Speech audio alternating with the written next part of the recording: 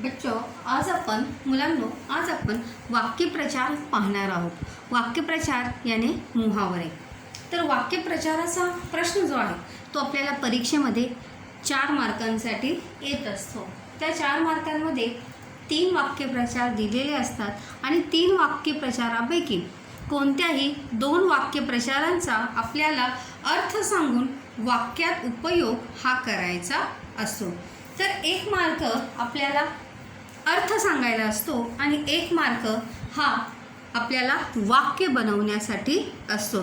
त्याचा प्रश्न जो आहे, यहाँ पर अभी हम पाठ 1 से लेके 6 तक म्हणजे संतवाणी कवितेपासून ऑलिम्पिक वर्तुळाचा गोप या पाठापर्यंतचे जितके वाक्यप्रचार अपने चैप्टर में आए हैं, कविता में आए हैं, वो सभी वाक्यप्रचार बच्चों आज हम यहाँ पर देखने वाले हैं कि किस प्रकार से उनका प्रयोग किया जाता है और उनका अर्थ क्या है. तो देखिए, प्रश्न जो आहे तो अशा प्रकारे येत असतो. वाक्यप्रचारांचा अर्थ सांगून वाक्यात उपयोग करा. मुहावरों का अर्थ बताकर वाक्यों में प्रयोग कीजिए. और वहाँ पर वाक्यों में प्रयोग जो है वो अर्थ का नहीं करना है. किसका करना है? वाक्य प्रचाराचा करायचा आहे. प्रश्नच काय आहे? वाक्य प्रचाराचा अर्थ सांगून वाक्यात उपयोग करा. जो हमें वाक्य प्रयोग करना है बच्चों, वो किसका करना है? मुहावरे का करना है, ना कि हमें अर्थ का प्रयोग करना है. बच्चे इसी में गलती कर देते हैं. इसीलिए हमें वाक्य बनाना भी आना चाहिए और उसका अर्थ भी पता होना चाहिए. और जब हमें अर्थ पता होगा तो बड़ी ही आसानी से, सहजता से हम उसका वाक्य जो है अपने से भी, खुद से भी आप उसका वाक्य जो है वो बना सकते हैं. वाक्य जो है वो छोटे हो, ना ज़्यादा बड़े हो, लेकिन सिर्फ वाक्य जो है वो कैसे होने चाहिए? अर्थपूर्ण वाक्य होने चाहिए. तर चला पहिल्यांदा आपण पाहूया. पहिला वाक्यप्रचार आहे आपला आस लागणे, ध्यास लागणे. मतलब मिलने की ज़्यादा उत्सुकता होना, जिज्ञासा होना. यहाँ पर देखो वाक्य दिया है, आईला आपल्या अमेरिकेला असणाऱ्या मुलाच्या भेटीची आस लागली होती. जो माँ को अपने जो उसका बेटा अमेरिका में रहता है उससे मिलने की आस लगी थी. तो यहाँ पर देखिए किसका प्रयोग किया गया है? वाक्य प्रकार का प्रयोग किया गया है. अर्थ का प्रयोग यहाँ पर किया गया है क्या? नहीं. तर कशाचा उपयोग केलेला आहे? वाक्य प्रचाराचा उपयोग केलेला आहे. आणि वाक्यात प्रयोग करताना क्रियापद जे आहे वो लिंग वचन के अनुसार बदलता रहता है. और हमें जब हम वाक्य प्रचार का प्रयोग वाक्य में करेंगे तो उसके लिंग वचन के अनुसार बच्चों उसमें क्रियापद में हमें परिवर्तन करने को आना चाहिए. दूसरा आहे फळा येणे. फळा येण्याचा अर्थ काय आहे? सफल होणे, यशस्वी होणे. सफल होना, यशस्वी होना, कामयाब होना. संजय डॉक्टर झाल्यामुळे त्याच्या आईची मेहनत फळाली होती. संजय डॉक्टर बन गया था पढ़ लिख कर, इसलिए उसकी माँ की मेहनत जो है वो क्या हुई थी? सफल हुई थी. या माँ की मेहनत, माँ की मेहनत जो है वो रंग लाई थी, ऐसा उसका अर्थ है. त्यानंतर तीसरा आहे निरूपण करणे. निरूपण करण्याचा अर्थ आहे विवेचन करणे, स्पष्टीकरण करणे. संतांनी अभंगाच्या माध्यमातून निरूपण केले. संतों ने अभंगों के माध्यमों से क्या किया है? निरूपण किया है. लोगों को जागृति या समाज में जन जागृति लाने का कार्य जो है संतों ने अभंगों के माध्यम से किया है. त्यानंतर नेक्स्ट आहे पाया रचने. पाया रचने यानी जिसे हिंदी में कहते हैं नींव रखना. तर पाया रचनेचा अर्थ आहे स्थापना करणे. संत ज्ञानेश्वरांनी वारकरी संप्रदायाचा पाया रचला. संत नामदेवने वारकरी संप्रदाय की नींव रखी, या पाया रचला, या स्थापना केली. लेकिन याद रखिए, जब हम वाक्य प्रयोग करेंगे तर अर्थाचा प्रयोग आपल्याला तिथे करायचा नाही. तर प्रयोग कशाचा करायचा आहे आपल्याला तिथे? वाक्य प्रकाराचा प्रयोग आपल्याला त्या ठिकाणी करायचा आहे, हे लक्षात ठेवायचं आहे. त्यानंतर नेक्स्ट आहे खांब होणे. खांब होणे याचा अर्थ आहे आधार होणे, किसी का सहारा होना. तर त्याचा काय अर्थ आहे वाक्य बघा. सुनीलने खांब होऊन सर्व घराची जबाबदारी घेतली होती. मतलब सुनील ने आधार बनकर पूरे घर की जिम्मेदारी जो है वो अपने ऊपर लेती और पूरे घर की जिम्मेदारी को वो बड़े अच्छे से निभा रहा था. त्यानंतर नेक्स्ट वाक्य प्रचार जो है तो आहे कळस चढवणे. कळस यानी जैसे उसका अर्थ देखो वैभव प्राप्त करून देने. वैभव यानी यश प्राप्त कर देना या उसकी ख्याति उसकी प्रसिद्धि जगह जगह पहुंचाना. त्याचा वाक्य बघा आहे शिवाजी महाराजांनी मराठी साम्राज्याचा कळस चढवला. शिवाजी महाराज ने मराठी साम्राज्य को वैभव प्राप्त करके दिया. या मराठी साम्राज्याचा कळस या मराठी साम्राज्य को जो है पूरे देश में उन्होंने विस्तारित किया. तो इस प्रकार से हमें जब हम वाक्य प्रचार का प्रश्न जब बच्चों हल करेंगे तो उस वाक्य प्रचार का प्रश्न हल करते समय हमें अर्थ के साथ साथ वाक्यों में प्रयोग करना भी बड़े अच्छे से आना चाहिए. चलिए आगे बढ़ते हैं.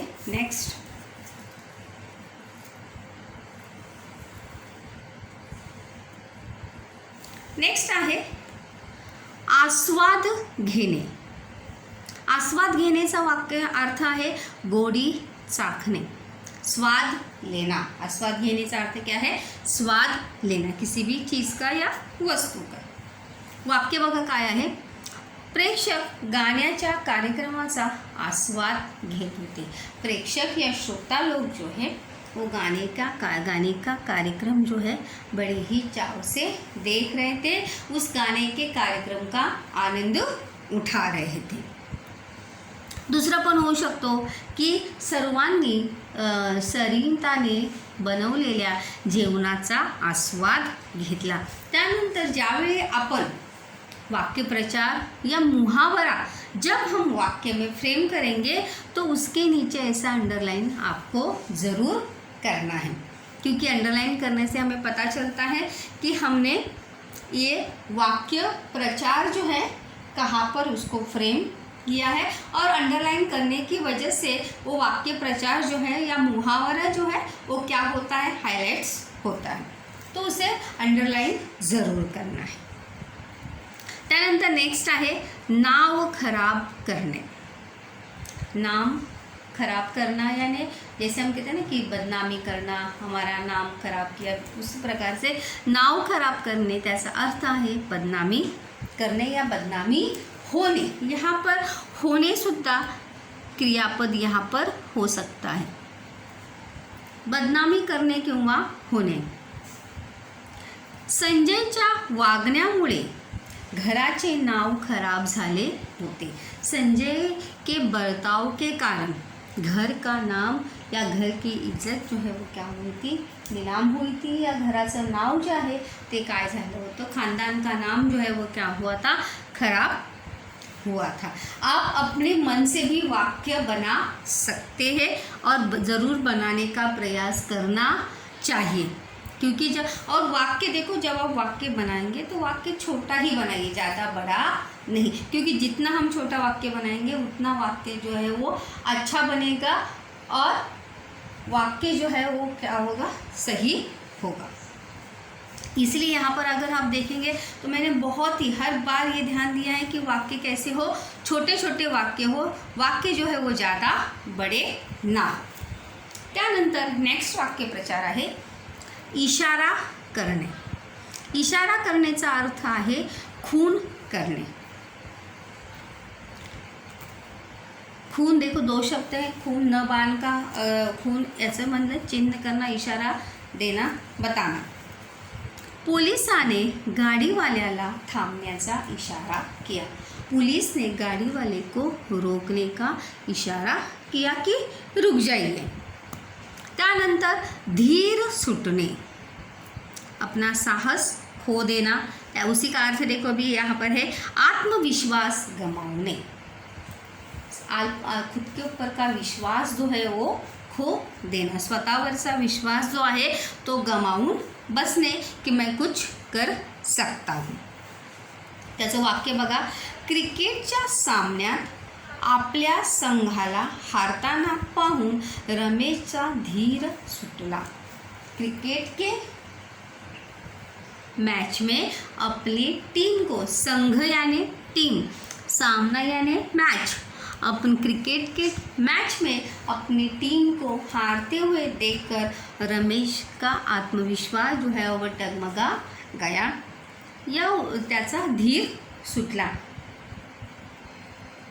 यहाँ पे देखिए वाक्य प्रचार, जैसे वहाँ पर लिंग होगा वैसे ही वहाँ पर क्रियापद वहाँ पर होगा। यहाँ पे धीर सुटने, वहाँ पर ये आपके दिमाग में ये प्रश्न, ये डाउट ज़रूर आना चाहिए कि जो वाक्य प्रचार में जो क्रियापद है वो यहाँ पर जब हम वाक्य बनाएंगे तो उसके साथ वो क्रियापद क्यों नहीं आया है, क्योंकि जैसे हम वाक्य बनाएंगे उस वाक्य रचना के अनुसार, उस वाक्य के लिंग वचन के अनुसार वहाँ पर क्रियापद जो है वो क्या होगा, बदली होगा। सुटने जो है वो किसके लिए आया है, अनेक वचन के लिए आया है। और यहाँ पर हमने किसका लिया है, रमेश एकच व्यक्ती घेतलेला आहे, त्यामुळे यहाँ पर क्या आया है, धीर सुटला, ऐसा क्रियापद वहाँ पर आया है। नेक्स्ट आहे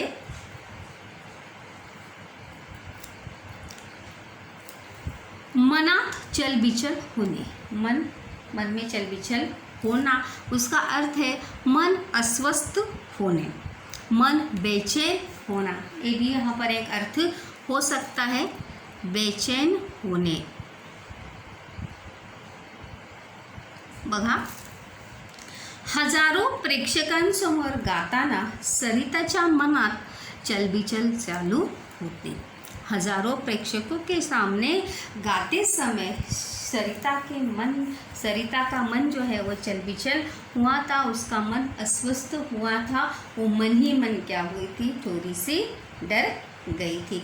इस प्रकार से हमें वाक्य प्रचार देखो, यहाँ पर क्रिया होती क्यों आया है, कारण इथं सरिता हे काय आहे, स्त्रीलिंग आहे, त्यामुळे वहाँ पर क्रियापद क्या आया है, होती वहाँ पर आया है। त्यानंतर नेक्स्ट आहे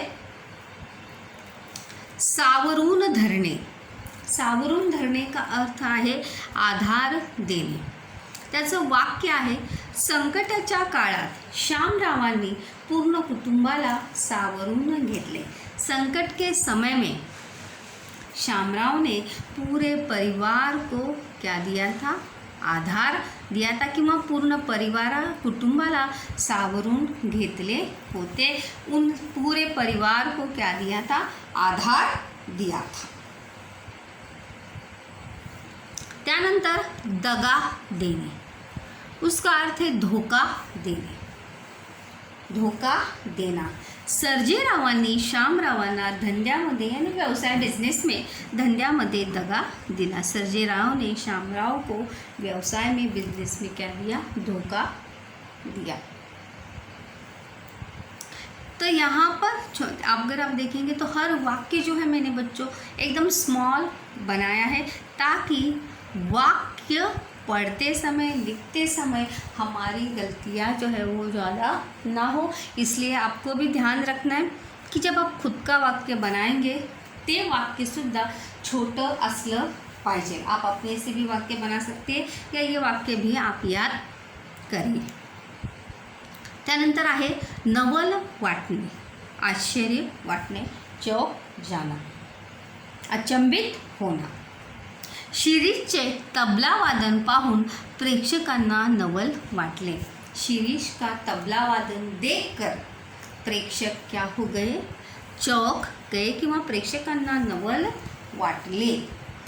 अगर आप देखो जब वाक्य बनाएंगे, वाक्यों में वाक्य प्रचार का प्रयोग करेंगे तो हमेशा ये बातें ध्यान में रखनी है कि क्रियापद जो है हमेशा लिंग वचन के अनुसार वो बदलते रहना चाहिए, तभी हमारा वाक्य जो है वो क्या होगा, अर्थपूर्ण होगा।